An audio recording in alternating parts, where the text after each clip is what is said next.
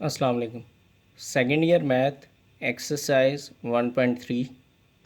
आज हम प्रूव करने जा रहे हैं limit n approaches to infinity 1 + 1/n raise power n is equal to e। Previously हमने इस फार्मूले से रिलेटेड क्वेश्चन किए थे, आज इस फार्मूले का प्रूफ करने जा रहे हैं। तो इस फार्मूले का प्रूफ करने के लिए सबसे पहले आपको बाइनॉमियल फार्मूला जो है वो आना चाहिए। बाइनॉमियल फार्मूला क्या है वो मैं यहाँ पर लिखने लगा हूँ। क्लास ये बाइनॉमियल थ्योरम मैंने लिख दिया है। लिखा हुआ है a + b raise power n is equal to a raise power n into a raise power n-1 b plus n into n-1/2 factorial a n raise power 2 b square plus up to so on. अब next term अगर होती तो वो क्या होनी थी, देखें ज़रा। a की पावर n है, a की पावर n-1 है, a की पावर n-2 है। डेफिनेटली नेक्स्ट टर्म में a की पावर n-3 होना था। b की पावर 1 है, b स्क्वायर है, डेफिनेटली नेक्स्ट टर्म में b स्क्वायर होना था, सॉरी b क्यूब होना था। n है ओवर 1 फैक्टोरियल नहीं लिखा हुआ क्योंकि 1 फैक्टोरियल 1 ही होता है। n into n-1 to terms हो गई हैं ओवर 2 फैक्टोरियल, ये 1 टर्म थी ओवर 1 फैक्टोरियल। नेक्स्ट क्या होना है n into n-2 sorry n-1 n-2, यहाँ पर n-1 आता है जी। n माइनस नेक्स्ट टर्म ये होनी थी, इसके बाद n into n-1 n-2 over 3 terms हो गई, 3 फैक्टोरियल हो गया। a की पावर n-2 थी, यहाँ पर a की पावर n-3 हो जानी थी, ठीक है, और b की पावर भी 3 हो जानी थी। अच्छा, इससे भी नेक्स्ट टर्म अगर कहा जाता तो इससे नेक्स्ट टर्म क्या होनी थी n into n-1 n-2 n-3।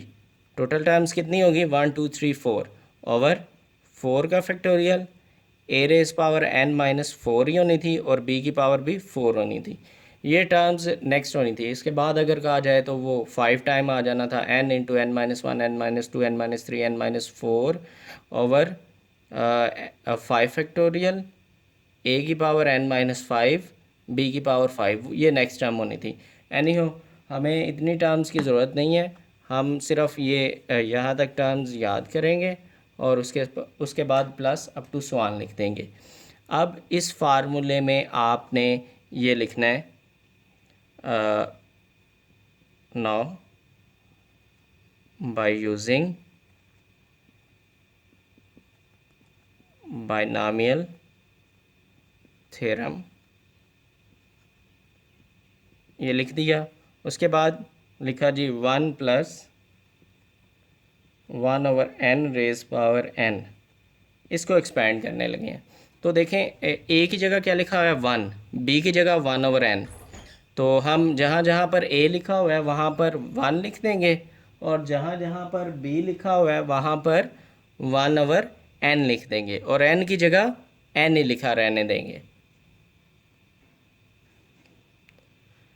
तो हम a की जगह अगर 1 लिखते हैं तो 1 की पावर n हो जाएगी, 1 की कुछ भी पावर हो उसको 1 ही रहने दें।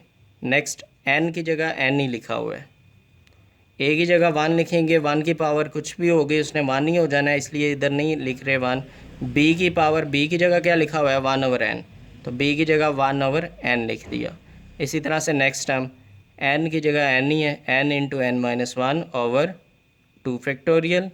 a की जगह 1 लिखना है तो 1 की कुछ भी पावर हो उसने 1 ही हो जाना है, इसलिए उसको नहीं लिख रहे। b स्क्वायर, तो b की जगह क्या लिखना है 1/n। अच्छा, मैं यहाँ पर कह रहा था कि नेक्स्ट टर्म क्या होनी है उसको मैं लिखने लगा हूँ n into n-1 n-2 over 3 factorial और a की पावर a की जगह सॉरी 1 लिखना था और b की जगह 1/n, तो 1/n का क्यूब, ये नेक्स्ट टर्म होनी थी और प्लस अप टू सॉन लिख दिया मैंने। एक और टर्म लिख दी है। अच्छा जी, अब हमने करना क्या है, अब इसको ज़रा थोड़ा सा सिंप्लीफाई कर लेते हैं। 1 ही रहना है, एन से कैंसिल हो गया, 1 आ गया।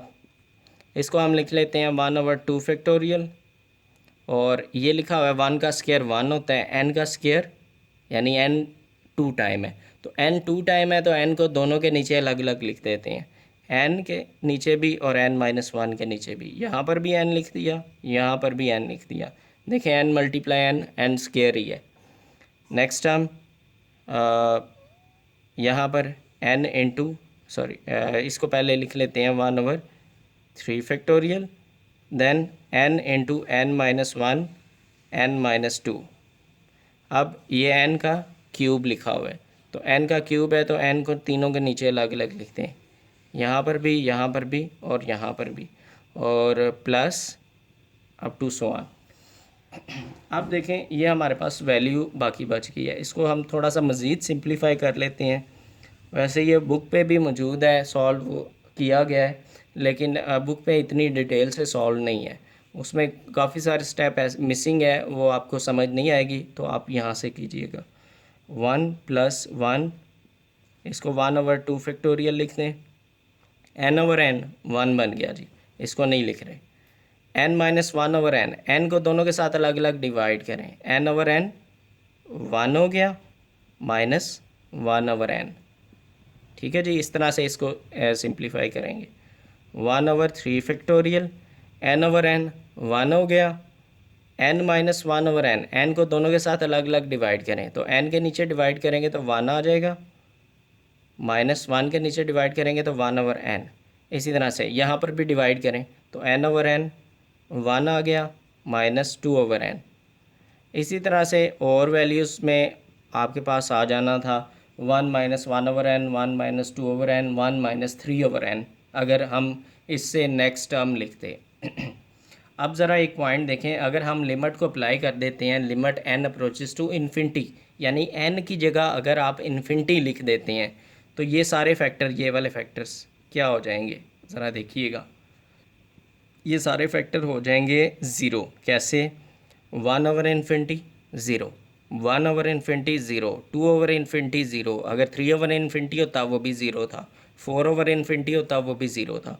तो ये स्टेटमेंट आप इस तरह से वर्डिंग में लिख देंगे, when n approaches to infinity then 1/n, 2/n, 3/n up to so on, all tends to 0। यानी कि जब आप n की जगह इन्फिनिटी रिप्लेस करेंगे, n को अप्रोच करेंगे इन्फिनिटी की तरफ, तो ये सारी टर्म्स किसको अप्रोच करेंगे? ज़ीरो को, यानी कि ये सारी टर्म्स ज़ीरो हो जाएंगी। तो क्लास यहाँ पर अगर हम ज़ीरो लिखते हैं, यहाँ पर भी ज़ीरो, यहाँ पर भी ज़ीरो, तो 1 - 0 ये भी 1 हो गया, 1 - 0 ये भी 1 हो गया, 1 - 0 ये भी 1 हो गया। तो आपके पास बाकी क्या वैल्यूज़ बची? तो यहाँ पर पहले लिमिट इसके साथ लिख दें, limit n approaches to infinity 1 + 1/n raise power n, 1 + 1 plus इधर क्या बच गया, ये 1 - 0 हो गया, तो इधर सिर्फ 1 बच गया, यानी कि 1/2 फैक्टोरियल मल्टीप्लाई 1, 1/2 फैक्टोरियल। इसी तरह से ये भी ज़ीरो हो गया, ये भी ज़ीरो हो गया, 1 - 0, 1 - 0, 1 1, तो 1 × 1 × 1/3 फैक्टोरियल, तो 1/3 फैक्टोरियल। अब देखें आपको एक सीक्वेंस नज़र आ रही है, अगर हम इससे नेक्स्ट टर्म लिखना चाहें तो डेफिनेटली हम 1/4 फैक्टोरियल लिखेंगे, उससे next term 1/5 factorial and then up to so on. अब अगर आप इन वैल्यूज़ को कैलकुलेटर पे सॉल्व करते हैं तो ये वैल्यूज़ क्या बन जाएंगी, 1 + 1, 1/2 फैक्टोरियल, डायरेक्ट आप कैलकुलेटर से लिख सकते हैं 1/2 और फैक्टोरियल का बटन प्रेस कर दें और इक्वल प्रेस करेंगे तो आपके पास आंसर आ जाएगा 0.5। या 2 फैक्टोरियल 2 के इक्वल होता है, 3 फैक्टोरियल 6 के इक्वल होता है। कैसे, ज़रा ये चीज़ चेक कर लें। 2 फैक्टोरियल होता है 2 × 1 यानी 2, इसी तरह 3 फैक्टोरियल होता है 3 × 2 × 1 यानी 6, 4 फैक्टोरियल होता है 4 × 3 × 2 × 1 यानी 24। तो ये वैल्यूज़ भी आप इसकी जगह रिप्लेस करके आप डायरेक्ट लिख सकते हैं, 1/2 0.5 बन जाएगा, 1/6 24, इस तरह से आप ये वैल्यूज़ को भी रिप्लेस कर सकते हैं और कैलकुलेटर पे डायरेक्ट भी लिख सकते हैं। 1/2 फैक्टोरियल वो 0.5 आ जाएगा। 1/3 फैक्टोरियल लिखेंगे तो वो आपके पास आ जाएगा 0.1667 ठीक है जी। देन आप लिखेंगे 1/4 फैक्टोरियल तो वो आपके पास आ जाएगा 0.041667 ठीक है जी। आगे 1/5 फैक्टोरियल लिखेंगे, उसकी भी कोई वैल्यू आएगी, लेकिन इतनी वैल्यूज़ इनफ है, आप लिख लें वो भी वैल्यू अगर लिखना चाहें। अच्छा जी, अब आप इतनी वैल्यूज़ लिख के आप इन वैल्यूज़ को करेंगे ऐड।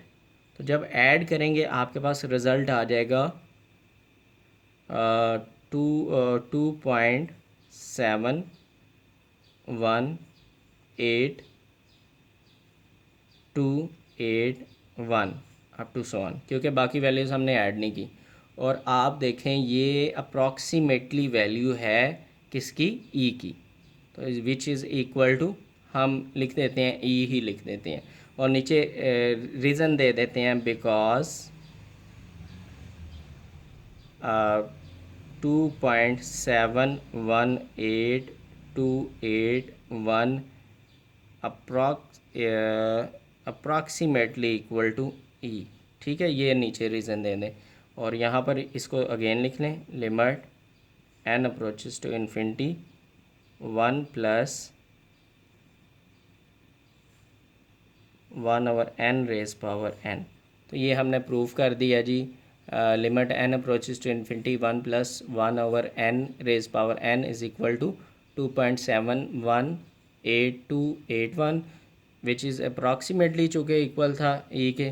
तो देख लें ये भी अगर मज़ीद हम एक्सपेंड करते तो एग्जैक्टली इक्वल भी बन सकता था। तो हमने इसको इज़ इक्वल टू ई लिख दिया है। यहाँ पर आपका इस फार्मूले का प्रूफ कंप्लीट हो जाता है।